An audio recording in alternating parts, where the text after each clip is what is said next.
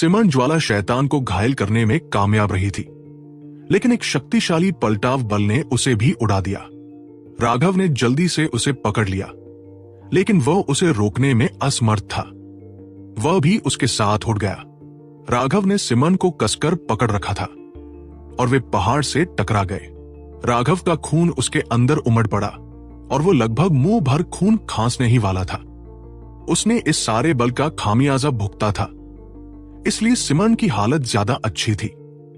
घायल ज्वालादित्य ने एक बार फिर उन दोनों पर आक्रमण किया। उसकी अतुलनीय शक्ति के कारण वे पीले पड़ गए, लेकिन राघव को यह देखकर आश्चर्य हुआ कि उसकी मुट्ठी अचानक हवा में ही रुक गई। वो रुक गई मानो उन्हें छोड़ रही हो। यह अभी भी जंजीरों से बंधा हुआ है। इसकी हमले की सीमा सीमित है। सिमन ये जानकर बहुत खुश हुई। उसने देखा कि उसकी मुट्ठियां किसी बल से स्पष्ट रूप से जकड़ी हुई थी। अगर राघव ने अपनी सारी ऊर्जा खर्च नहीं की होती, तो अपनी तीक्ष्ण धारणा और 9 सितारा हेगेमॉन बॉडी आर्ट के साथ वो उन दिव्य जंजीरों के अस्तित्व को भांप लेता। लेकिन उसकी कमजोर अवस्था के कारण उसकी आध्यात्मिक धारणा में तेजी से गिरावट आई। राघव अभी थोड़ा आराम से बैठा ही था कि अचानक जमीन पर पैर पटकते हुए सिमन को अपनी गिरफ्त में लेकर भाग गया। वे बर्फ पर स्लेज की तरह जमीन पर तेजी से दौड़े और देखते ही देखते दर्जनों मील दूर दिखाई देने लगे। वो अभी अपने मूल स्थान से निकला ही था कि एक शक्तिशाली अग्निश्वास ने उस स्थान को घेर लिया जहां वे थे। ज्वाला शैतान के सांस के हमले से बचने के बाद राघव और सिमन दोनों अपनी उड़ान के अंत में तीर की तरह थे। उन्हें जल्दी से इस खतरनाक क्षेत्र को छोड़ना पड़ा। कौन जाने अगर वे दोनों इससे मारे गए होते। राघव और सिमन अपनी थोड़ी सी ऊर्जा के साथ 2 घंटे से ज्यादा समय तक तेजी से दौड़ते रहे। आखिरकार उन्हें थोड़ी राहत मिली। इतनी देर तक दौड़ने के बाद राघव हाफने के बिना बोल भी नहीं पा रहा था। लगता है वे नहीं थे। हमने फ्लेम डेविल का ध्यान अपनी ओर खींच लिया और उन दोनों को भागने का मौका लेना चाहिए था। सिमन ने अपना सिर हिलाया। मूर्ख लड़की, क्या तुम कम से कम मुझे दिलासा नहीं दे सकती? क्या यह कहना ठीक नहीं होगा कि वे पहले ही मर चुके हैं? क्या तुम मुझे थोड़ी देर के लिए खुश करने के लिए झूठ नहीं बोल सकती? राघव कड़वी मुस्कान के साथ बोली। सिमन हमेशा हर चीज को लेकर गंभीर रहती थी। राघव भी जानता था कि वे दोनों शायद बच गए होंगे, लेकिन अगर उसे कुछ सांत्वना मिलती तो कम से कम उसे अंदर से थोड़ा अच्छा महसूस होता। सिमन, उस ज्वाला शैतान का मूल क्या है? ये इतना भयानक कैसे है? मुझे लगता है कि यह 8वीं श्रेणी के पृथ्वी ड्रैगन से भी ज्यादा शक्तिशाली है, राघव ने कहा। सिमन ने बताया, ज्वाला शैतानों के बारे में कहा जाता है कि वे ज्वाला नरक से आते हैं। अमर युग में वे फले खुले और स्थानिक दीवारों को तोड़ते हुए मार्शल हेवन महाद्वीप में घुस गए। उस समय उन्होंने मार्शल हेवन महाद्वीप को बहुत नुकसान पहुंचाया। महाद्वीप के विशेषज्ञ उन्हें रोकने में असमर्थ थे और वे नष्ट होने के कगार पर थे। किंवदंतियों का कहना है कि अमर लोगों ने हस्तक्षेप किया, ज्वाला शैतानों को दबाया और टूटी हुई स्थानिक दीवार को सील कर दिया। हालांकि अभी भी पूरे महाद्वीप में थोड़ी संख्या में ज्वाला शैतान बिखरे हुए थे। क्योंकि वे बहुत कमजोर थे, वे अपनी खोज से भागने में कामयाब रहे। बाद में लोगों को बचे हुए फ्लेम डेविल्स मिले और उन्होंने उन्हें मारना शुरू कर दिया। लेकिन उन्होंने पाया कि फ्लेम डेविल्स व्यावहारिक रूप से हमेशा के लिए जीवित रह सकते हैं। परिणाम स्वरूप विशेषज्ञों ने उन्हें पकड़ लिया और उन्हें पालना शुरू कर दिया। उन्हें अपने पालतू जानवरों में बदल दिया। हालांकि अगर आप आग से खेलते हैं तो आप जल जाएंगे। अंततः उन्हें एक कड़वा परिणाम भुगतना पड़ा। फ्लेम डेविल्स ने इस हद तक प्रजनन किया कि वे उनके नियंत्रण से बाहर हो गए। महाद्वीप एक बार फिर खून से नहा गया। अंत में वे उन्हें दबाने में कामयाब रहे और उस समय के विशेषज्ञों ने घोषणा की कि कोई भी फ्लेम डेविल्स को पालना जारी नहीं रख सकता, अन्यथा वे नष्ट हो जाएंगे। परिणाम स्वरूप ज्वाला शैतान मूलतः मार्शल स्वर्ग महाद्वीप से विलुप्त हो गए हैं। जहां तक यहां ज्वाला शैतान की बात है, मुझे ऐसा लगता है कि ये एक संरचना से बंधा हुआ था और अन्य संरचनाओं को क्रियाशील रखने के लिए इसकी ऊर्जा निकाली गई थी। ये बहुत सारे संसाधनों को बचा सकता है। ज्वाला शैतान व्यावहारिक रूप से हमेशा के लिए जीवित रह सकते हैं, इसलिए उनकी जीवन ऊर्जा अत्यंत शक्तिशाली है। ये हमेशा के लिए जीवित रहने के लिए लावा से लगातार ऊर्जा खींच सकता है। मेरा अनुमान है कि पास में एक लावा पूल है जो इसे ऊर्जा की आपूर्ति करता है, जबकि संरचनाएं इसकी परिवर्तित ऊर्जा को खींचती हैं। आपके हमले ने पहले संरचना को तोड़ दिया और इसे अपनी स्वतंत्रता हासिल करने दिया। ज्वाला शैतान मूल रूप से उन्मत्त होते हैं, इसलिए इतने सालों तक गुलाम रहने और अंत में बच निकलने के बाद ये स्वाभाविक रूप से आक्रोश से भरा है और इसे हम पर छोड़ना चाहता है। इसकी शक्ति निश्चित रूप से 8वीं रैंक के जादुई जानवरों की तुलना में बहुत अधिक मजबूत होनी चाहिए। ठीक है, मैं इसे परेशान नहीं करूंगा। चलो, अभी जो बड़ी लड़ाई चल रही है उसमें अनगिनत लोग जरूर शामिल होंगे। राघव के चेहरे के भाव अचानक बदल गए। वह सिमरन को खींचते हुए भाग गया। उन्होंने महसूस किया कि दूर से विशेषज्ञों का एक समूह उनकी ओर आ रहा है, जो कुछ खोज रहा है। राघव, ये राघव है। हमने उसे ढूंढ लिया है। उस समूह में प्राचीन जाति और भ्रष्ट मार्ग के 100 से ज्यादा लोग शामिल थे। उनके समूह में कई लोग 2 स्ट्रेचर लिए हुए थे। स्ट्रेचर पर 2 जली हुई लाशें पड़ी थी। उनके शरीर बिल्कुल काले पड़ गए थे और अगर उनकी आंखें न झपक रही होती तो कोई ये नहीं बता पाता कि वे जिंदा है। मुझे चिल्लाने में मदद करो। तुम कमीने राघव, तुम बच नहीं पाओगे। मैं तुम्हें निश्चित रूप से मौत से भी बदतर जीवन जीने पर मजबूर कर दूंगा। उन जले हुए शरीरों में से एक ने कर्कश स्वर में कहा। वो व्यक्ति गौरव था। उन लपटों से बचने के लिए उन्होंने अपनी आखिरी शक्ति खर्च कर दी थी। अगर ज्वाला शैतान का ध्यान राघव और सिमरन पर केंद्रित न होता तो वे निश्चित रूप से मर जाते। हालांकि वे अपनी जान बचाकर भाग निकले थे, फिर भी उनकी हालत कोयले जैसी हो गई थी। अब वे हल्का सा भी हमला सहन नहीं कर पा रहे थे।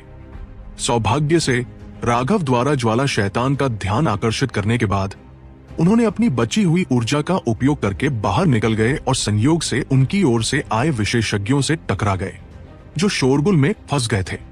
बेशक उनका सामना कुछ धर्मी विशेषज्ञों से भी हुआ था। जब भीड़ ने गौरव और भव्य को देखा तो उन्हें अपनी आंखों पर यकीन नहीं हुआ। उन्हें अधमरी हालत में देखकर वे अपने मन में उन शीर्ष विशेषज्ञों से जुड़ नहीं पाए। वे जल्दी से उनकी रक्षा के लिए गए।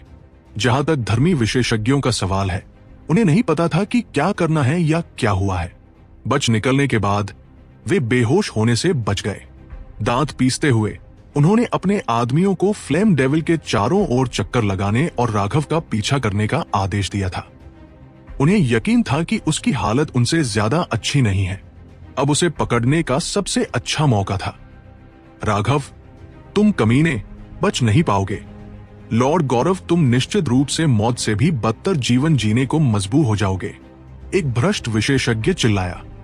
ये कैसा कूड़ा बारबेक्यू भेज रहे हो? किस रसोइये ने इसे इतनी बुरी तरह जला दिया? भाड़ में जाओ। उन जले हुए टुकड़ों को देखकर ही मुझे उल्टी आ रही है।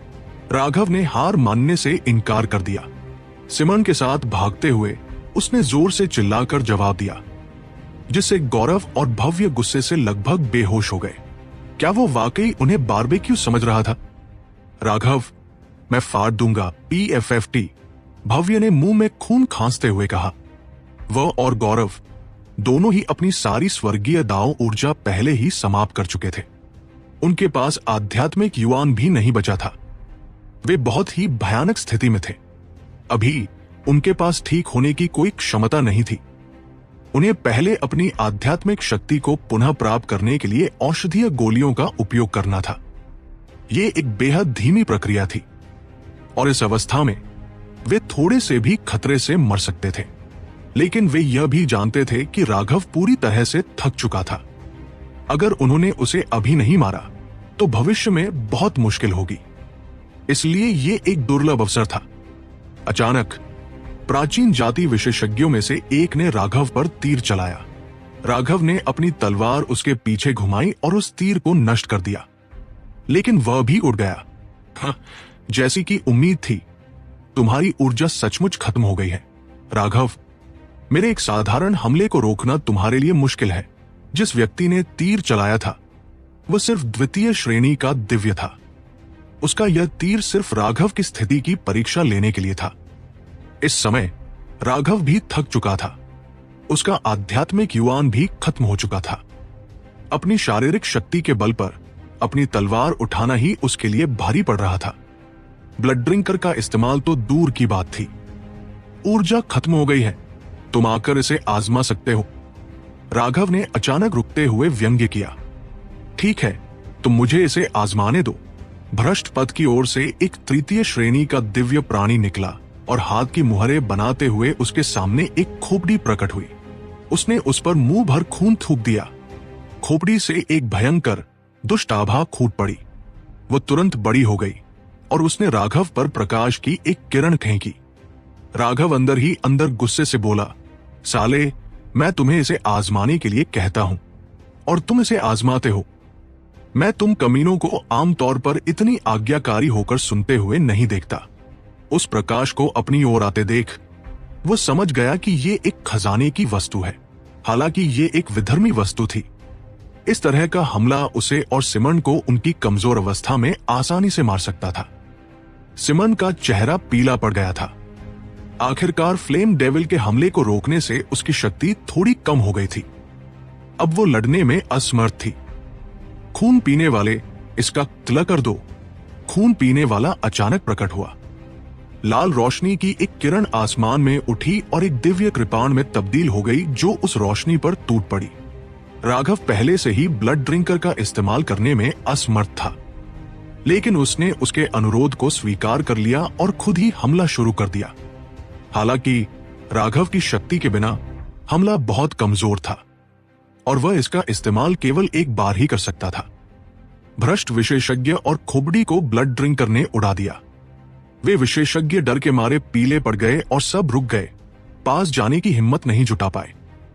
राघव ने जल्दी से ब्लड ड्रिंकर को एक तरफ रख दिया और व्यंग्यात्मक लहजे में कहा, मैं आपको बता दूं, अगर मेरी ऊर्जा खत्म भी हो जाए तो भी मैं इस तरह के हमले का 3 बार इस्तेमाल कर सकता हूं। मैंने इसे एक बार इस्तेमाल कर लिया है, इसलिए जो भी मरना चाहता है वो अब बाहर आ सकता है। राघव बस उन्हें डराने की कोशिश कर रहा था। हालांकि खजाने की वस्तुएं शक्तिशाली थी। वे ऊर्जा भंडारण हथियार नहीं थे। मालिक द्वारा किसी भी ऊर्जा को लगाए बिना एक हमला करने में सक्षम होने के कारण यह पहले से ही चरम श्रेणी का था। वो ऐसा सिर्फ इसलिए कर पा रहा था क्योंकि वो मानसिक और आध्यात्मिक रूप से ब्लड ड्रिंकर से जुड़ा हुआ था। ब्लड ड्रिंकर अपनी ऊर्जा राघव को देने को तैयार था।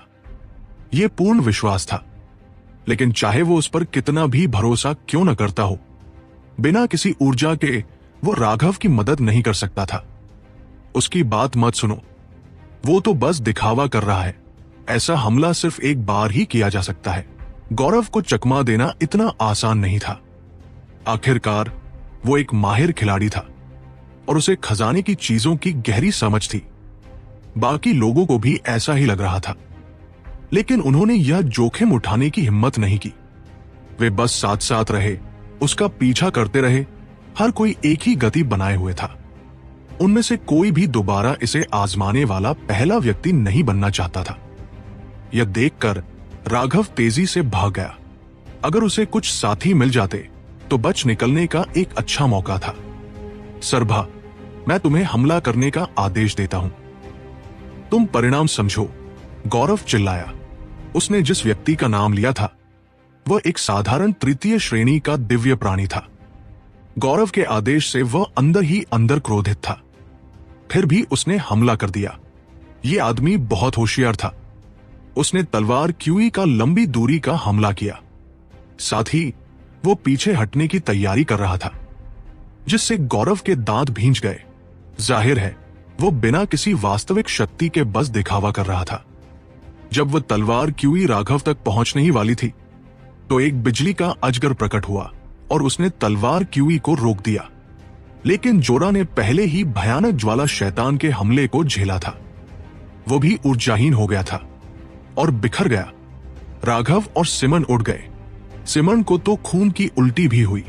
उसके पास कोई रक्षात्मक क्षमता नहीं थी और वह इस समय प्रथम श्रेणी की सेलेस्टियल से भी कमजोर थी। अरे, उनमें से कोई भी यहां कैसे नहीं? नक्शा साफ तौर पर उनके अस्तित्व को दर्शाता है। राघव लगातार इधर उधर देख रहा था। अचानक उसे आध्यात्मिक उतार चढ़ाव का एहसास हुआ और उसकी आंखें चमक उठीं। हाँ, ये यही था। उसने सिमन को उस दिशा में खींच लिया। कुछ मील और चलने के बाद दर्जनों आकृतियां प्रकट हुई। उनकी आभा समुद्र की तरह विशाल थी और उनके वस्त्र विचित्र थे। वे राघव और अन्य लोगों को ठंडी निगाहों से घूर रहे थे। उनके हथियार उठे हुए थे। उन लोगों को देखकर सिमन का चेहरा पीला पड़ गया, लेकिन राघव खुशी से झूम उठा। सिमन को शियाओ जनजाति के साथ उसके रिश्ते के बारे में पता नहीं था। लो, राघव ने उस व्यक्ति की ओर एक जेड प्लेट फेंकी जो इस आदिवासी समूह का नेता लग रहा था। हालांकि उस व्यक्ति का आभा मंडल सिकुड़ गया था, लेकिन उससे आने वाला दबाव बेहद तेज था। वो निश्चित रूप से विशेषज्ञों का विशेषज्ञ था। वो व्यक्ति चौंका और उसने जेड प्लेट पकड़ ली।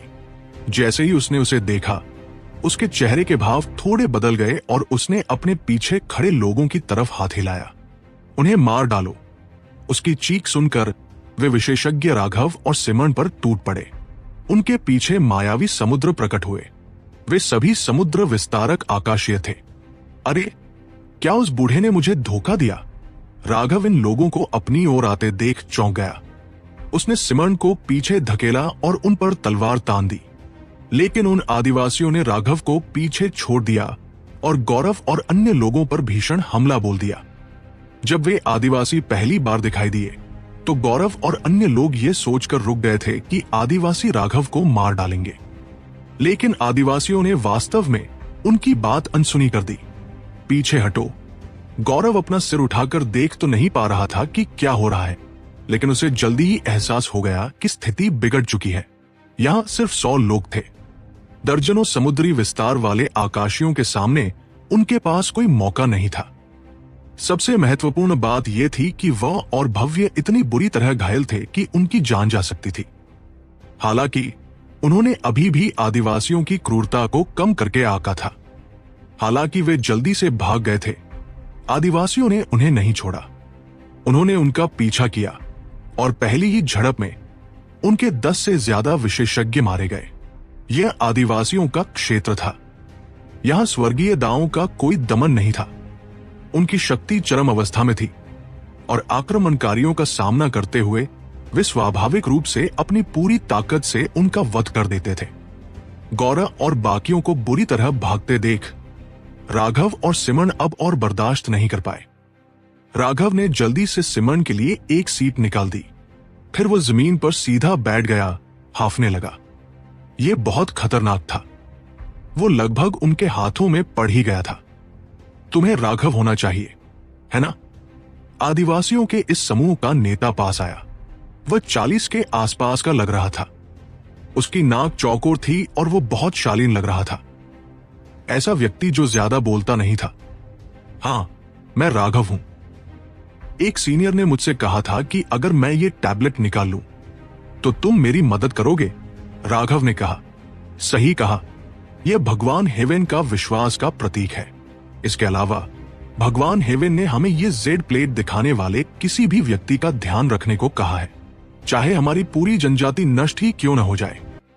हमें आपकी मदद के लिए कुछ भी करना होगा, उस आदमी ने कहा। उसने वास्तव में राघव को दोनों हाथों से अत्यंत सम्मानपूर्वक जेड प्लेट भेंट की। राघव ने जल्दी से उठकर उसे लेने की कोशिश की, लेकिन वो बहुत थका हुआ था। वो जमीन पर नहीं लेटा था। ये बात भी अच्छी थी, उसमें खड़े होने की भी ताकत नहीं थी, इसलिए वो दोनों हाथों से ही टैबलेट को अजीब तरह से पकड़ पा रहा था। वरिष्ठ, भगवान हेवनाई मेरा इतना ध्यान क्यों रखेंगे? और फिर उनकी क्या हैसियत है कि वे सिर्फ अपने शब्दों से आपके कबीलों को खतरे में डाल दे? राघव ने पूछा। वो उस बूढ़े व्यक्ति की हैसियत जानने के लिए बेहद उत्सुक था। वो आदमी थोड़ा मुस्कुराया। भगवान हेवन सभी आदिवासियों के मार्गदर्शक है। हमारी नजर में वे भगवान जैसे हैं। हमें स्वाभाविक रूप से उनकी बातें माननी ही होंगी। जैसे ही वे बात कर रहे थे, गौरव और अन्य लोगों पर हमला करने वाले आदिवासी वापस आ गए। उनके हाथ में खून से सने कई हथियार थे। क्या तुम बारबेक्यू के उन 2 टुकड़ों को मारने में कामयाब रहे? खांसी, मेरा मतलब है उन 2 लोगों से जो कोयले की तरह दिखते थे, राघव ने पूछा। उनमें से एक ने अधेड़ उम्र के आदमी की तरफ देखा और उसे सिर हिलाते देखकर बोला, नहीं। वे बहुत तेजी से भाग गए और उनमें कई विशेषज्ञ भी थे, यहां तक कि हमें उन्हें पकड़ने की कोई गारंटी नहीं थी। वे जल्दी से शापित क्षेत्र में भाग गए, इसलिए हमने उनका पीछा करने की हिम्मत नहीं की। अफसोस है, मैं तुम्हें बता दूं, वे दोनों सबसे मोटी भेड़ें हैं। उस जली हुई परत के नीचे उनके पूरे शरीर अच्छे मांस है। राघव ने दया से अपने पैर पर थपथपाया। सिमरन को ऐसा लगा जैसे वो सपना देख रही हो। राघव आदिवासियों को कैसे जानता था? तो ये सचमुच बहुत अफसोस की बात है। उन सभी आदिवासियों को थोड़ा अफसोस हुआ। उन्हें आक्रमणकारियों के संसाधनों, खासकर उनकी औषधीय गोलियों और हथियारों की तत्काल आवश्यकता थी। लेकिन यह भी ठीक है, चूंकि तुमने मुझे बचाया है, इसलिए स्वाभाविक रूप से मैं तुम्हें बिना पैसे के काम नहीं करने दूंगा, राघव ने दिलासा दिया। राघव, हमने भगवान हेवन की वजह से तुम्हारी मदद की। हमें तुम्हारा पैसा नहीं चाहिए। क्या तुम हमें नीचा दिखा रहे हो? अधेड़ उम्र के आदमी ने ठंडे स्वर में कहा। अच्छा अच्छा, तो फिर मैं शिष्टाचार के आधार पर खड़ा नहीं होऊंगा। क्या हम थोड़ी देर यहां रुककर आराम कर सकते हैं? राघव ने पूछा। आखिरकार उनका आध्यात्मिक युवान समाप्त हो चुका था। इस तरह की स्थिति सबसे बुरी थी।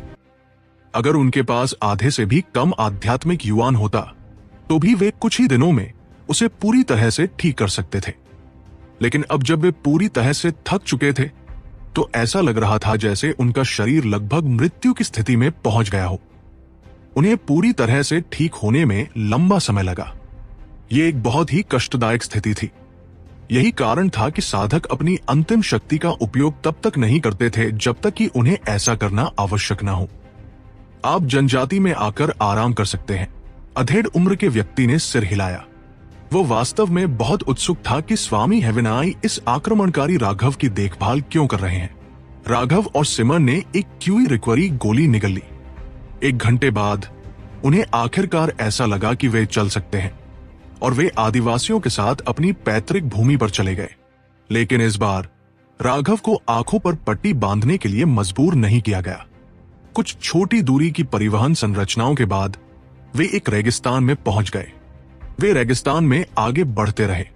चूंकि राघव और सिमरन का सारा आध्यात्मिक युवान खत्म हो चुका था, वे उड़ नहीं सकते थे। इसके अलावा सिमरन एक महिला थी। उनके लिए दूसरों द्वारा उठाया जाना अच्छा नहीं होगा, इसलिए सभी केवल पैदल ही चल सकते थे। क्या मैं सीनियर का नाम पूछ सकता हूं? राघव ने आखिरकार चुप्पी तोड़ी। मैं आपसे वरिष्ठ कहलाने की हिम्मत नहीं कर सकता। मैं शिव हूं, स्टोन जनजाति का सदस्य। हम सभी का उपनाम शी है, अधेड़ उम्र के व्यक्ति ने कहा। इसमें कोई आश्चर्य नहीं कि तुम्हें बात करना पसंद नहीं है, राघव हंसा। राघव, सिमरन ने राघव को हल्के से मारा, जिसका मतलब था कि जब वे दोस्त नहीं थे तो उनका मजाक नहीं उड़ाना था। ये ठीक है, हमारे स्टोन जनजाति के लोग सचमुच थोड़े चुप रहने वाले हैं, शिव ने स्पष्ट रूप से कहा। राघव मुस्कुराया। मैं पहले स्टोन जनजाति के संपर्क में नहीं आया था, लेकिन मैं कुछ समय के लिए जियाओ जनजाति के साथ रहा था। मुझे लगता है कि अब हम बाहरी नहीं हैं। इसके अलावा तुमने मेरी जान बचाई है, इसलिए शिष्टाचार पर अड़े रहने की कोई जरूरत नहीं है। स्टोन जनजाति के विशेषज्ञों ने मन ही मन सिर हिलाया। उनके लोग ज्यादा बोलना पसंद नहीं करते थे, और जो भी बोलते थे वे हमेशा सीधे और सटीक होते थे। उनका चरित्र भी ऐसा ही था, और हालांकि वे स्वामी हेवनाई के आदेशों के विरुद्ध जाने की हिम्मत नहीं करते थे, फिर भी वे राघव के प्रति ज्यादा दयालु नहीं थे। आखिरकार वो एक आक्रमणकारी था, लेकिन राघव शुरू से ही ईमानदारी और सहजता से बात कर रहा था, मानो वे अजनबी न हो। इससे वे उसके प्रति ज्यादा सहज महसूस कर रहे थे। बड़े भाई राघव, एक आदमी ने कहा। नहीं, मैं तुमसे बड़ा नहीं हूं, तुम मुझे बस भाई कह सकते हो। राघव ने जल्दी से हाथ हिलाया। वह इतना बूढ़ा नहीं था कि कोई 30 साल का दिखने वाला उसे बड़ा भाई कह सके। क्या वह जानबूझकर उसे बूढ़ा दिखाने की कोशिश कर रहा था? ठीक है भाई राघव, वे लोग तुम्हारा पीछा क्यों कर रहे थे? उस व्यक्ति ने पूछा। लेकिन जैसे ही उसने ऐसा किया, उसने देखा कि शिव उसे घूर रहे हैं, और उसे एहसास हुआ कि उसने गलत कहा था। राघव हंसा और उस व्यक्ति से थोड़ा लंबा होने के कारण उसने अपना हाथ उसके कंधे पर रख दिया। इसके बारे में बात करना ही गुस्सा दिलाने वाला है। उनमें से एक मेरा प्राणघातक दुश्मन है, जबकि दूसरा वो बस दिखावा करने की कोशिश कर रहा था और मुझे कुचलकर मार डालना चाहता था ताकि साबित कर सके कि वो कितना खतरनाक है। भाई बताओ, अगर तुम मेरी जगह होते तो क्या करते? मैं और क्या कर सकता था? बस उन्हें पीट पीट कर मार डालूं। बिल्कुल, मैंने बिल्कुल यही किया। इसलिए वे बारबेक्यू में बदल गए, लेकिन हमारी हालत भी उनसे ज्यादा अच्छी नहीं थी। वे दोनों बदमाश मुझे हरा नहीं सकते थे, इसलिए उन्होंने मुझे संभालने के लिए अपने छोटे भाइयों को बुला लिया। अगर तुम ना होते तो मैं मर जाता, राघव हंसा। उसके कठोर शब्दों से स्टोन जनजाति के विशेषज्ञ हल्के से मुस्कुरा उठे। उन्हें इस तरह की बातचीत पसंद थी। ये सीधी और बेबाक थी। बेशक राघव भी समझ गया था कि स्टोन जनजाति के लोग ऐसे ही होते हैं, इसीलिए वो इस तरह बोलता था। सिमन कुछ अवाक रह गई। वह अवलोकन में कुशल थी और राघव के कुछ ही शब्दों और हाव भावों से वह समझ गई कि उसके प्रति आदिवासियों की सतर्कता काफी कम हो गई है। वे उससे बातें और मजाक करने लगे। सिर्फ 1 घंटे में राघव उनसे ऐसे बातें करने लगा जैसे वे पुराने दोस्त हो। ऐसा लग रहा था कि राघव की चेहरा पढ़ने की क्षमता वाकई कारगर थी। स्टोन जनजाति के लोग भी बिल्कुल उसके जैसे सीधे सादे लोग थे। भाई राघव, तुम वाकई ताजगी भरे हो और मेरे स्वाद के भी। वापस आने पर साथ में खूब पीते हैं, एक आदिवासी हंसा। स्टोन जनजाति के लोग पहले से ही उसे भाई जैसा मानते थे। शिव ने भौहें चढ़ाई। राघव का आध्यात्मिक युवान खत्म हो गया है। उसे आराम की जरूरत है। तुम लोगों को उसे परेशान नहीं करना चाहिए। मैं भूल गया। ठीक है, तो हम भाई राघव के ठीक होने तक इंतजार करेंगे और फिर शराब पिएंगे। राघव, वो दोनों कोयले वाले लोग बहुत ताकतवर होंगे, है ना? शिव ने पूछा। यह पहली बार था जब उसने राघव से कोई सवाल पूछा था। शायद उसे लगा कि राघव इतना स्पष्ट और सीधा है कि वह अपनी शंकाओं को दूर कर सकता है। हाँ, वे सचमुच शक्तिशाली हैं। उनका प्रजन अच्छा था और वे 2 जन्मजात रैंक 3 सेलेस्टियल हैं जिनके पास पैतृक रक्त वंशानुक्रम है।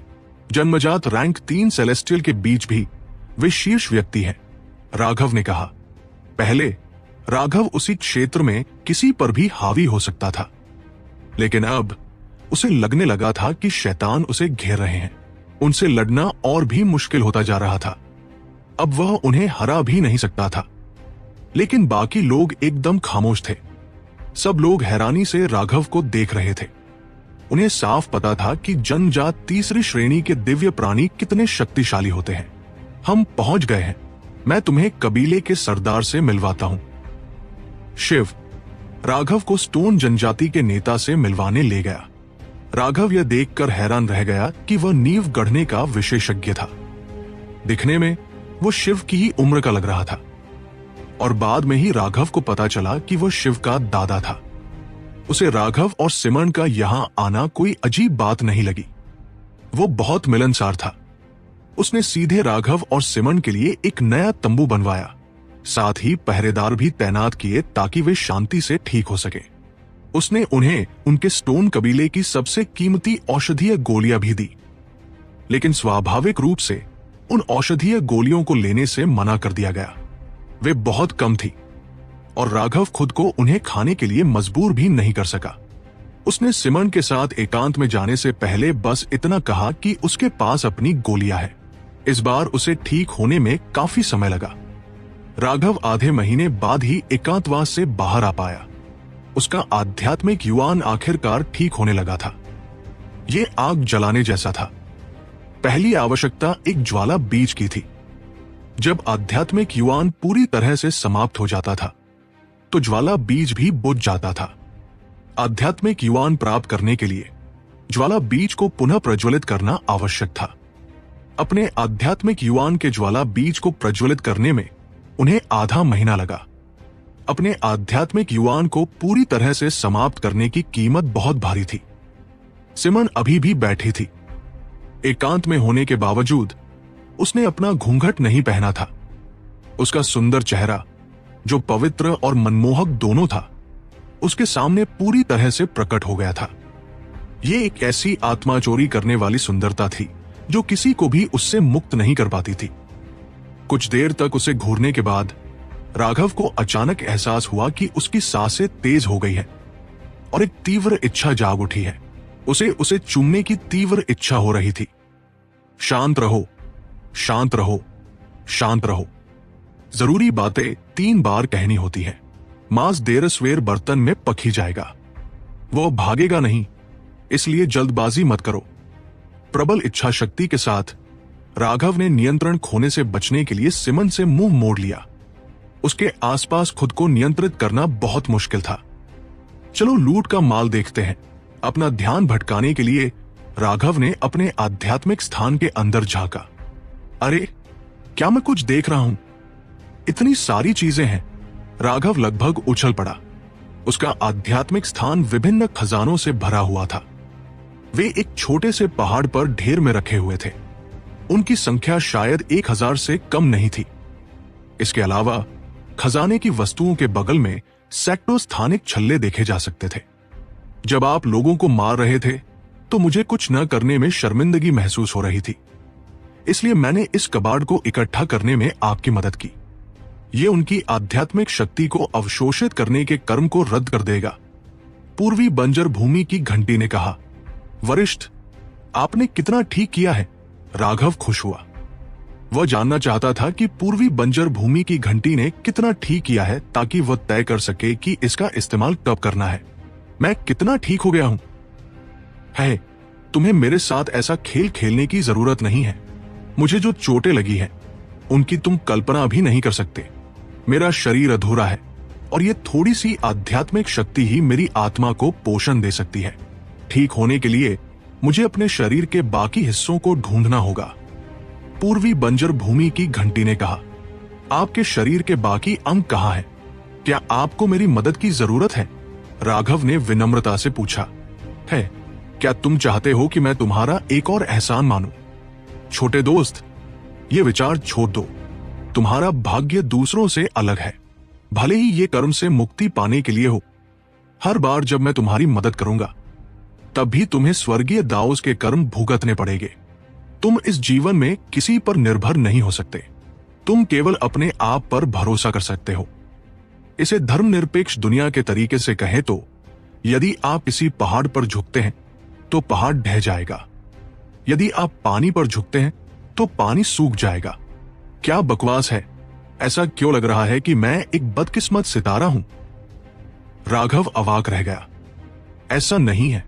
आपको बस इतना जानना है कि आपका साधना पथ बाकियों से अलग है। आपके पास जो कुछ भी है, उसके लिए आपको मेहनत करनी होगी। पूर्वी बंजर भूमि की घंटी ने कहा। अचानक उसने अपना मुंह बंद कर लिया। उसे लगा होगा कि उसने किसी वर्जित विषय को छू लिया है। ठीक है, मुझे लगता है कि वैसे भी ताकत किस्मत से ज्यादा विश्वसनीय होती है। अरे सीनियर, क्या इस ढेर में कोई अच्छी खजाने की चीजें हैं? क्या आप मुझे कुछ चुनने में मदद कर सकते हैं? राघव ने पूछा। ये सब कूड़ा है, इसमें से चुनने के लिए क्या है? पूर्वी बंजर भूमि की घंटी ने कहा। नहीं, कृपया इन्हें अपनी ऊंचाई से मत देखिए। मुझे यह जानना है कि इनमें से कौन सा उच्च श्रेणी का है और कौन सा बेकार है। राघव ने कहा। खजाने की वस्तुएं निम्न, मध्यम, उच्च और शीर्ष श्रेणी में विभाजित है। आपके पास पहले से ही 2 शीर्ष श्रेणी की खजाने की वस्तुएं हैं। उनमें से एक है वह तलवार, उड़ता इंद्रधनुष। दूसरी है आपकी रक्तरंग की कृपाण। जहां तक आपकी उस कृपाण की बात है, उसे किसी प्राचीन शिल्पकार ने गढ़ा होगा। यह औसत से बहुत बेहतर है और इसके जन्मजात गुण को भी उन्नत किया गया है। यह बुरी नहीं है। पूर्वी बंजर भूमि की घंटी ने कहा। राघव ने जल्दी से फ्लाइंग रेनबो और ब्लड ड्रिंकर को आधे अराजकता वाले स्थान से बाहर निकाला। उसने पूछा, वरिष्ठ, क्या आप मुझे उनके बारे में और बता सकते हैं? क्या आप मेरे साथ किसी साधारण कारीगर जैसा व्यवहार कर रहे हैं? पूर्वी बंजर भूमि की घंटी ने चिढ़कर कहा। हालांकि वह असंतुष्ट थी, फिर भी उसने कहा, उड़ते इंद्रधनुष की गुणवत्ता खराब नहीं है। इसमें इस्तेमाल की गई गढ़ाई तकनीक में थोड़ी कमी थी। लेकिन चूंकि एक बार एक विशेषज्ञ ने अपनी तलवार दांव का इस्तेमाल करके इसकी आत्मा बनाई थी, इसलिए इसमें तलवार दांव की इच्छा शक्ति का अंश मौजूद है। हालांकि आप तलवार साधक नहीं हैं और आपको इसकी स्वीकृति नहीं मिल सकती, इसलिए यह नियति है कि यह आपका साथी नहीं बन सकता। आपको इसके लिए एक बेहतर गुरु ढूंढना चाहिए। राघव ने मन ही मन सोचा कि इसके लिए यू जीफेंग से बेहतर कोई गुरु नहीं हो सकता। शुरू में उसकी योजना पहले से ही उसे ये देने की थी। जहां तक तुम्हारे रक्तरंग के कृपाण की बात है, उसकी वस्तु आत्मा घायल हो गई है। कोई आश्चर्य नहीं कि उसकी शक्ति कम है। ओ, इसने वास्तव में फीनिक्स रक्त काला सोना अवशोषित कर लिया और अभी भी उसका सार पचा रहा है। राघव, तुम्हारे पास फीनिक्स रक्त काला सोना है? पूर्वी बंजर भूमि की घंटी ने पूछा। हाँ, मेरे पास है। अगर तुम्हें इसकी जरूरत है तो तुम इसे ले जा सकते हो, लेकिन अब इसके कुछ टूटे हुए टुकड़े ही बचे हैं, राघव ने कहा। राघव ने देखा कि फीनिक्स ब्लड ब्लैक गोल्ड अयस्क जो उसने प्राप्त किया था पहले से ही खंडित था। अब वह टूट चुका था और उसने मान लिया कि अब उसका कोई खास उपयोग नहीं है। मुझे इसे देखने दो, पूर्वी बंजर भूमि बेल ने थोड़ी तत्परता से कहा। राघव ने आदिम अराजकता के स्थान से फीनिक्स ब्लड ब्लैक गोल्ड का एक टुकड़ा निकाला। ईस्टर्न वेस्टलैंड बेल ने अयस्क को देखा और हैरान रह गया। इसमें वास्तव में दिव्य फीनिक्स का सार रक्त है, और वह भी दिव्य फीनिक्स के शुद्ध रक्त वाले वंशज से। यह मेरे लिए बहुत मददगार है। यह सुनकर कि पूर्वी बंजर भूमि की घंटी इसे चाहती है, राघव अपने आदिम अराजकता स्थान से सभी फीनिक्स रक्त काला सोना बाहर ले आया। आध्यात्मिक स्थान में अधिक से अधिक अयस्क को प्रवेश करते देख पूर्वी बंजर भूमि की घंटी खुद को ये कहने से नहीं रोक सकी, राघव, ये अयस्क मेरे लिए बहुत महत्वपूर्ण है। हालांकि आपकी शर्तें नहीं बदलती। आप मेरी मदद सिर्फ एक बार ही कर सकते हैं, राघव ने कहा। हाँ, अगर आपको लगता है कि आप हार रहे हैं, कोई बात नहीं, मैं इतना कंजूस नहीं हूं। खून पीने वाले ने पहले ही कह दिया है कि उसे इस अयस्क की जरूरत नहीं है। ये मेरे लिए बेकार है। अगर तुम्हें यह नहीं चाहिए होता तो मुझे इसे फेंक देना पड़ता, राघव ने कहा। सच में उसके पास इसका कोई उपयोग नहीं था, क्योंकि उसके पास अयस्क को गलाकर उसका सार निकालने के लिए न तो समय था और न ही ऊर्जा। पूर्वी बंजर भूमि की घंटी थोड़ी शर्मिंदा थी। आखिरकार उसका दर्जा बहुत ऊंचा था, लेकिन उसकी अपनी मुश्किलें थी और वह राघव की ज्यादा मदद नहीं कर सकती थी। फीनिक्स ब्लड ब्लैक गोल्ड प्राप्त करने के बाद पूर्वी बंजर भूमि की घंटी को राघव की और मदद न कर पाने का अफसोस हुआ। इसलिए उसने राघव को खजाने की वस्तुओं को श्रेणियों में बांटने में मदद की। राघव यह देखकर निराश हुआ कि उसे प्राप्त खजाने की कई वस्तुएं निम्न श्रेणी की थी। ताबूतों से और मारे गए लोगों से मिली चीजों को मिलाकर उसे कुल 1187 खजाने की चीजें मिली। उनमें से 1045 तो बहुत ही निम्न श्रेणी की थी। इससे उसका उत्साह कम हो गया, लेकिन फिर जब उसने इसके बारे में सोचा तो उसे अनायास ही हंसी आ गई। वो बहुत लालची था। आखिरकार वे खजाने की चीजें थी, गोभी नहीं। जब उसने सोचा तो जुआनतियन दाओ संप्रदाय के खजाने में कितनी खजाने की चीजें थी। इंसान को पता होना चाहिए कि कब संतुष्ट होना है। 107 मध्यम श्रेणी के खजाने की वस्तुएं थी। मध्यम श्रेणी के खजाने की वस्तुओं में उच्च स्तर की वस्तु आत्माएं थी। उनमें एक निश्चित स्तर की बुद्धिमत्ता थी और इसलिए वे निम्न श्रेणी के खजाने की वस्तुओं जितनी मूर्ख नहीं थी। वे अपने स्वामियों को और भी अधिक शक्ति प्रदान करने में मदद कर सकती थी। वहां 35 उच्च श्रेणी की खजाना वस्तुएं थी। उनमें से 2 थी, पगोड़ा और वो कंगन जो उसने जय से ठगा था। राघव का अंदाजा था कि जय को इन दोनों खजाने की चीजों की असली ताकत का अंदाजा जरूर नहीं था। उसे बस लगा था कि ये बुरी नहीं है, लेकिन उन्हें इनकी असली कीमत का अंदाजा नहीं था। अगर पूर्वी बंजर भूमि की घंटी न होती तो राघव भी इनकी कीमत नहीं पहचान पाता। उच्च श्रेणी की खजानों की वस्तुओं में और भी अधिक बुद्धिमान वस्तु आत्माएं होती थी, लेकिन ऐसी खजानों की वस्तुओं के लिए उनके स्वामियों को उन्हें पोषित करने और विश्वास का बंधन बनाने के लिए आध्यात्मिक शक्ति का उपयोग करना आवश्यक था। वे अपने स्वामियों के साथ अनुबंध करते थे, जिसमें प्रत्येक पक्ष एक दूसरे पर निर्भर होता था। दोनों पक्षों के साथ मिलकर काम करने से वे अत्यधिक शक्ति मुक्त कर सकते थे। ईस्टर्न वेस्टलैंड बेल ने बताया कि ब्लड ड्रिंकर मूल रूप से एक उच्च श्रेणी का खजाना था। इसकी गुणवत्ता अत्यंत उच्च थी और इसमें प्रयुक्त शिल्प कौशल की आलोचना नहीं की जा सकती थी। सबसे महत्वपूर्ण बात यह थी कि फीनिक्स ब्लड ब्लैक गोल्ड की कुछ ऊर्जा अवशोषित करने के कारण इसकी गुणवत्ता में काफी वृद्धि हुई थी। बात बस इतनी थी कि उसकी वस्तु आत्मा एक बार घायल हो गई थी, इसलिए राघव को उसे अपनी आत्मा से पोषित करने की जरूरत थी। इसने राघव को एक वस्तु पोषण तकनीक दी। इससे राघव बहुत खुश हुआ। पूर्वी बंजर भूमि की घंटी बहुत ही नखरेबाज थी, इसलिए जो कुछ भी उसने उसे दिया वो निश्चित रूप से एक अमूल्य खजाना था। यह पोषण तकनीक अविश्वसनीय रूप से परिष्कृत थी और उसने इसके बारे में पहले कभी नहीं सुना था। इसके अलावा पूर्वी बंजर भूमि के बेल ने यह नहीं कहा था कि वह इस तकनीक को दूसरों तक नहीं पहुंचा सकता। उसने इस गुप्त कला को अपने आसपास के सभी लोगों तक पहुंचाने की योजना बनाई थी। इस तरह वे खजाने की वस्तुओं पर भी जल्दी से नियंत्रण कर सकते थे। अफसोस की बात है कि सिमन मूल शैतान जाति से थी। उनके हथियार उसकी दुनिया के हथियारों से अलग थे। वो इन खजाने की वस्तुओं की शक्ति को उजागर नहीं कर सकी, इसलिए वे सभी राघव के हाथों में थे। आधे दिन बाद सिमन भी जाग गई। उसने अपनी स्वर्गीय दांव ऊर्जा को सक्रिय कर लिया था और अपनी आध्यात्मिक युवान को पुनः प्राप्त करना शुरू कर दिया था। हालांकि उसकी मूल ऊर्जा पूरी तरह से समाप्त हो चुकी थी और इस दुनिया में उसकी मूल ऊर्जा का पुनः प्राप्त होना असंभव था। इसके लिए उसे गगनचुंबी दुनिया में वापस लौटना पड़ा। राघव को परेशान होकर अपनी ओर देखते देख वो मुस्कुराई और उसे दिलासा देते हुए कहा कि यह अच्छी बात है। मूल शैतान जाति की जरा सी भी ऊर्जा के बिना वो अमर पथ में कष्ट सह सकती है और उसका बिजली का बपतिस्मा प्राप्त कर सकती है। अनगिनत लोग अभी आध्यात्मिक क्यूई विस्फोट की प्रतीक्षा कर रहे थे।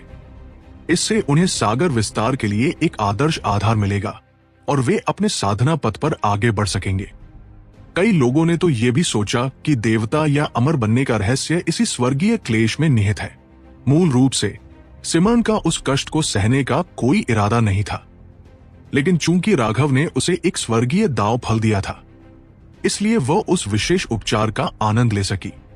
वो अपने कुल के लोगों को यह भी बताने की तैयारी कर रही थी कि वे अपनी मूल ऊर्जा को समाप्त करने के तरीके खोजे, ताकि वे भी अपने कष्टों को सह सके। भाई राघव, कोई आपको ढूंढ रहा है, एक व्यक्ति ने तंबू के बाहर से पुकारा। अर्जुन। राघव ने कभी उम्मीद नहीं की थी कि उसे ढूंढने वाला व्यक्ति अर्जुन था। स्टोन जनजाति के क्षेत्र में अर्जुन को 1 दर्जन विशेषज्ञों ने घेर लिया था। उन्होंने उसे राघव के साथ तभी जाने दिया जब उन्होंने देखा कि राघव उसे जानता है। बॉस, मैं आपको काफी समय से ढूंढ रहा था, लेकिन सोचिए कि आप आदिवासियों के बीच पहुंच गए। छोटे भाई की श्रद्धा मूसलाधार पानी की तरह है। अर्जुन ये देखकर हैरान था कि राघव इतनी शांति से आदिवासियों के बीच पहुंच गया था। क्या तुम बेकार की बातें करना बंद कर सकते हो? राघव ने कहा। यह बदमाश और भी ज्यादा चापलूस बनता जा रहा है। अर्जुन की शरारती मुस्कान देखकर सिमल हंसे बिना नहीं रह सकी। दोनों वाकई एक जैसे थे, बस यह पता नहीं था कि किसने किसे संक्रमित किया था। वाह बॉस, आप दूसरे को पकड़ने में कितने तेज थे। राघव ने अर्जुन का गला पकड़ा और उसे ऐसे ही तंबू के अंदर खींच लिया। इस बदमाश के मुंह पर लगाम नहीं थी और कौन जाने पल भर में क्या कह देगा। बॉस, आपने तो मेरा गला घोंटकर लगभग मार ही डाला था। खांसी खांसी, अर्जुन बड़बड़ाया। ओह शुक्रिया भाभी। अर्जुन ने दोनों हाथों से सिमन से चाय का कप आदरपूर्वक लिया। सिमन शर्मा गई और जल्दी से राघव के पास गई।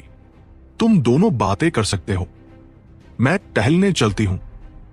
सिमन के चले जाने के बाद अर्जुन प्रशंसा से आहे भरने से खुद को रोक नहीं पाई। बॉस, आपकी पिकअप क्षमताएं वाकई आसमान के नीचे बेजोड़ है। मैं भी आपके राज्य में कब पहुंच पाऊंगी? आह, सबसे ताकतवर दुश्मनों को मारना, सबसे खूबसूरत लड़कियों को उठाना। राघव ये बताने की हिम्मत नहीं उठा सका कि वो सिमन को लंबे समय से जानता था। उसने पूछा, तुम यहां कैसे आई? अर्जुन ने कहा, क्या मैं ठीक वही नहीं कर रहा हूं जो आपने मुझे करने के लिए कहा था? मैंने ये सारा समय सबको ढूंढने में बिताया। तुम्हारे लिए ये बहुत मुश्किल रहा है, तो क्या तुम सबको ढूंढने में कामयाब रहे? राघव ने पूछा। वह जानता था कि अर्जुन का कवच एक उड़ने वाली नाव में बदल सकता है। लोगों को ढूंढने के मामले में कोई भी उसकी बराबरी नहीं कर सकता था। सौभाग्य से मैं आपके आदेशों का उल्लंघन नहीं कर पाया। मैं सीमा और नेहा से संपर्क करने में कामयाब रहा। वे इस समय एकांतवास में हैं। जहां तक लक्ष्मण की बात है, उसकी किस्मत आसमान छूने वाली थी। उसे एक प्राचीन तलवार दांव विरासत में मिली थी। जब मैं उसे मिला तो उसने सोचा कि मैं कोई दुश्मन हूं और अपनी तलवार के एक वार से मुझे लगभग मार ही डाला था। मनोज भी आलसी नहीं था। उसने एक प्राचीन औषधीय गोली प्राप्त की है और उसे अवशोषित करने की प्रक्रिया में है। सभी एकांतवास में छिपे हुए हैं। मेरे अलावा उनकी स्थिति किसी और को नहीं पता। वाइल्ड, मुझे वाइल्ड के बारे में पता है। हम एक दूसरे से टकरा गए। हालांकि राघव ने अर्जुन को बताया कि कैसे विनायक और शुभम चले गए थे। अर्जुन ने सिर हिलाया। सच कहूं तो मुझे भी लगा था कि जब मैं उन्हें वाइल्ड के पास लाया था तो वे दोनों मुझसे कुछ छिपा रहे थे। कुछ भी नहीं किया जा सकता। हर किसी का अपना स्वाभिमान होता है और एक व्यक्ति जितना मजबूत होता है उसका स्वाभिमान उतना ही ज्यादा होता है। मेरे जैसे बेशर्म लोग कम ही मिलते हैं। कप्तान होने के नाते वे दोनों 90 ड्रैगन ब्लड योद्धाओं के प्रभारी हैं। हालांकि मनोज और लक्ष्मण की तुलना में वे बहुत कमजोर हैं। स्वाभाविक रूप से उन्हें यह एहसास पसंद नहीं आता। मजबूत बनने की चाहत गलत नहीं थी। राघव को अपनी लगाम ढीली करनी चाहिए और उन्हें अपने मौके तलाशने के लिए ज्यादा जगह देनी चाहिए। ये एक ऐसा सिद्धांत था जिसे राघव समझता था, लेकिन वो उस पर अमल नहीं कर पा रहा था। अपने किसी एक भाई के भी चले जाने पर उसे बहुत दुख होता। राघव के गंभीर भाव देखकर अर्जुन ने आगे कहा, भाभी सीमा को एक प्राचीन भूल भुलैया में एक गुप्त कला मिली है। वो उसका अध्ययन कर रही है। भाभी नेहा को एक वायु गुण परीक्षण क्षेत्र मिला है। उन्होंने वहीं रहने का फैसला किया है। ये सब अच्छी खबर सुनकर राघव का दिल आखिरकार शांत हो गया। मैंने उन्हें वो सब कुछ दे दिया है जो आपने मुझसे मांगा था। अब सबका ध्यान आध्यात्मिक क्यूई विस्फोट पर है ताकि समुद्री विस्तार तक पहुंचा जा सके, अर्जुन ने कहा। वो पहले से ही जियांतियान के शिखर पर था और बस उस पल का इंतजार कर रहा था। लेकिन बॉस की तुलना में हम वाकई आलसी थे। मैंने आपके बारे में चल रही सारी कहानियां पहले ही सुन ली थी। तभी मैं आपको यहां ढूंढ पाया। जब भव्य और गौरव साथ काम करते थे तब भी आप उन्हें कुत्तों की तरह पीटते थे और लगभग मार ही डालते थे। राघव ने अपना सिर हिलाया। यह खुश होने वाली बात नहीं है। किसी ने मुझे बताया था कि गौरव और भव्य जैसे जन्मजात दिव्य प्राणी, जिनके पास अपने पूर्वजों का रक्तवंश आशीर्वाद भी है, समुद्री विस्तार तक पहुंचने पर स्वतः ही चौथे दर्जे के दिव्य प्राणी बन जाएंगे। और ये सबसे बुरी बात नहीं है। उनकी कई जन्मजात दिव्य क्षमताएं केवल समुद्री विस्तार तक पहुंचने पर ही पूरी तरह से इस्तेमाल की जा सकती है। इसलिए एक बार जब वे आगे बढ़ेंगे तो उनकी युद्ध शक्ति दर्जनों गुना बढ़ जाएगी, शायद 100 गुना से भी ज्यादा। राघव उसे सिर्फ डराने की कोशिश नहीं कर रही थी। मनीषा ने उसे यही बताया था। उससे मुठभेड़ से पहले गौरव उसका निशाना थी। वह गौरव के सी एक्सपेंशन पहुंचने का इंतजार कर रही थी ताकि उसके खिलाफ पूरी लड़ाई हो सके। अब जब उसने अपना निशाना बदलकर राघव बना लिया था तो वह नहीं चाहती थी कि वह दूसरों के हाथों यूं ही मर जाए। इसलिए उसने उसे इस बारे में चेतावनी दे दी थी। मनीषा के चरित्र को देखते हुए वो उसे डराने की कोशिश तो बिल्कुल नहीं करेगी।